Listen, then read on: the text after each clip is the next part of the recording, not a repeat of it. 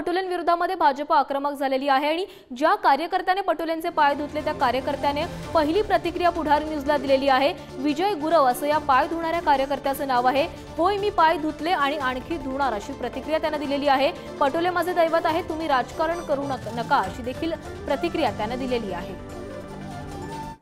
भाऊचे पाय दोन चिखलांनी भरल्यामुळे मला ते दिसल्यामुळे मी पाणी आणून भाऊच्या पायावर टाकत असताना भाऊंनी मला मनाई केली। तिन्ही आमदारांना माझा हा प्रश्न आहे की राम कदम, अमोल मिटकरी आणि संजय शिरसाट यांना माझा हा प्रश्न आहे की या नानाभाऊ पटोले हे माझे दैवत आहे, मी एक नाही 10 वेळ त्याच्या पायावर पाणी टाकेन।